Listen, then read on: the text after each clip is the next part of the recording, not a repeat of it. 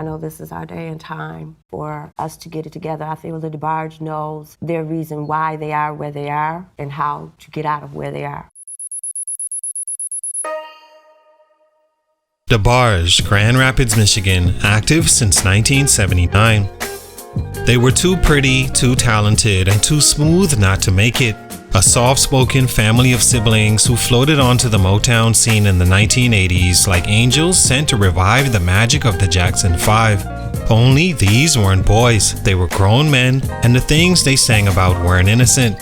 Love, longing, betrayal, pain, and yet their voices sounded like they still believed in something pure. DeBarge was a fantasy, but the problem with fantasies is they don't last long once reality kicks in. And the reality of DeBarge was far darker than their harmonies suggested.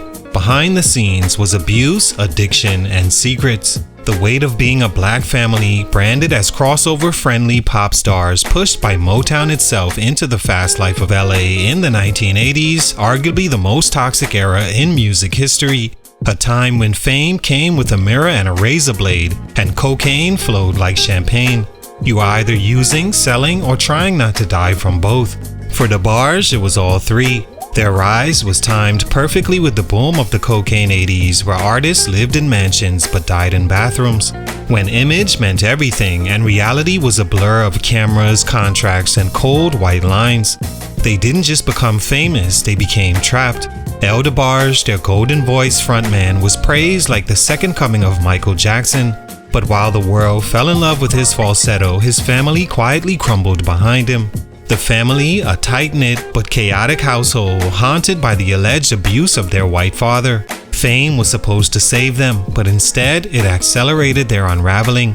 Every hit they made, from I Like It to All This Love to Rhythm of the Night, carried them higher up the charts and deeper into self-destruction.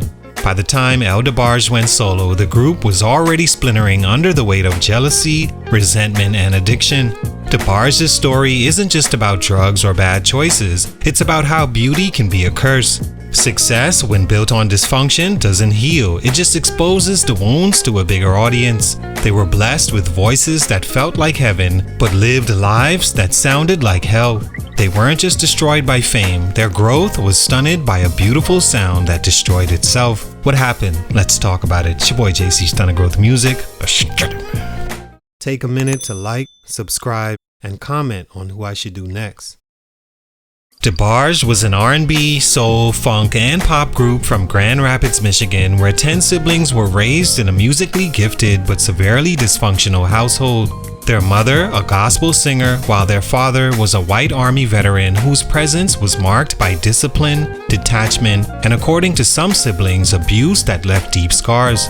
From that chaos emerged a sound full of purity, driven by El DeBarge's soaring falsetto and the family's natural vocal chemistry.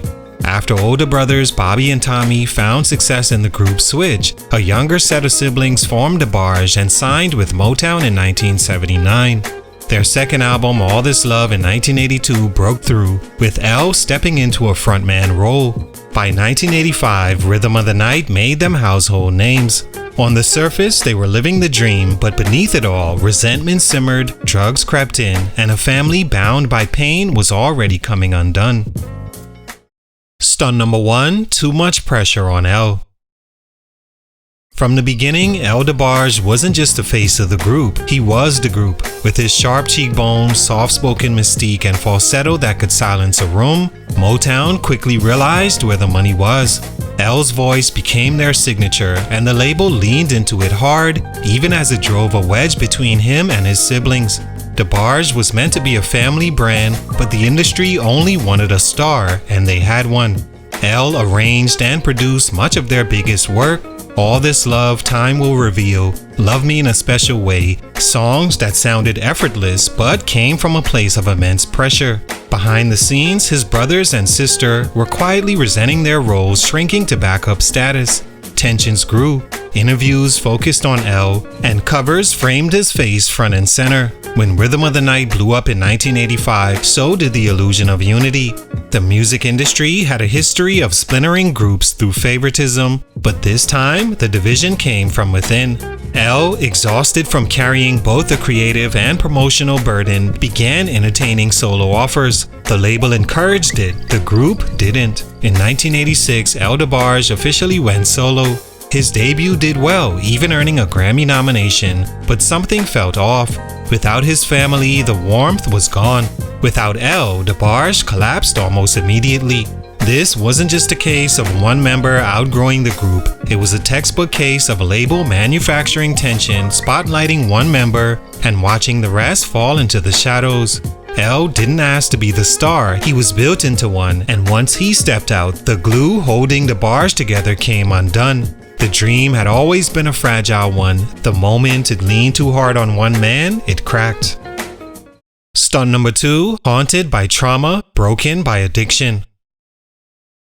For all the glitz and glamour DeBarge showed the world, what they hid was darker than anyone knew or could imagine at the time. Behind their designer suits and polished harmonies was a childhood marked by chaos, pain, and secrets that never healed. Their father, Robert DeBarge Sr., was an ex-Marine with a violent temper, and according to Bunny DeBarge's memoir and interviews, a man who sexually abused her and possibly others in the family. Their mother, Etta Lane, tried to hold things together, but the scars ran deep. DeBarge wasn't just a talented family, they were a wounded one. As fame grew, so did their dependency on drugs, both to cope with trauma and survive the spotlight. Not to mention it being a major influence in that era. James battled heroin, Chico and Bobby struggled with cocaine, Bunny became addicted to heroin, even L, long seen as the clean-cut leader, later admitted to cocaine addiction that led to prison. The beautiful sound that brought them glory became a mask for unraveling lives. And this wasn't casual use, it was self-medication. They weren't partying, they were numbing. While Motown showcased their talent, no one stepped in to help. The cocaine 80s wasn't just a nickname, it was a death trap for artists raised on dysfunction and handed fame without protection. As the drugs took over, their music declined. They missed deadlines, infighting escalated, and stage presence faded. What should have been a decade-long reign of R&B royalty lasted only a few golden years. And when L left, the fragile structure collapsed under addiction and unspoken trauma. This wasn't just a group that burned out. They were never built to withstand fame in the first place. Not with those wounds, not in that era, and not with temptations waiting around every corner. Stunt number 3, wasted legacy and the sound that faded. In a just world, DeBarge would be royalty.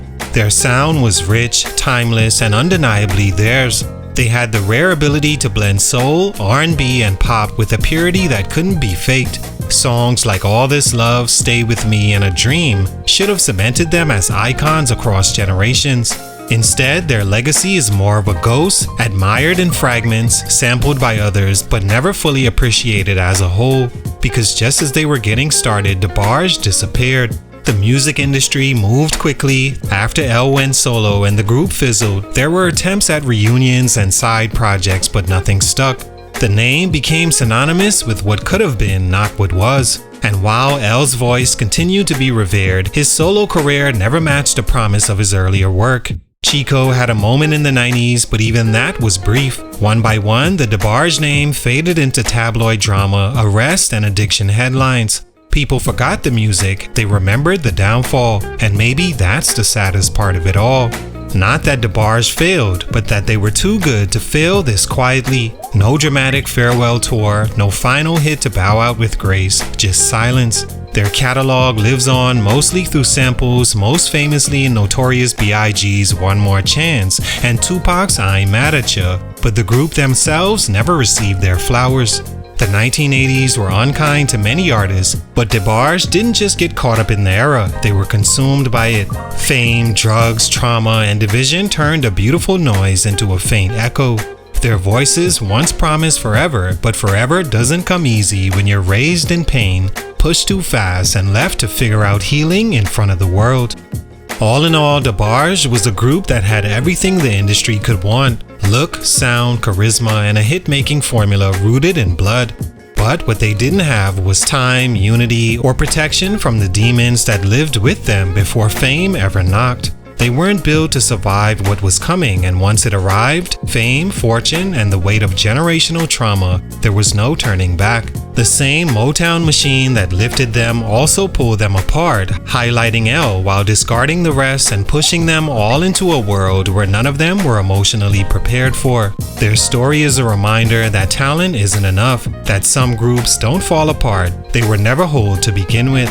DeBarge's should have been icons. Instead, they're often reduced to whispers of what could have been. A family sound that briefly touched the sky, then vanished into the storm it was born from. Salute, much respect, but for these reasons, their growth was stunted. It's your boy JC Stunted Growth Music, and I'm out.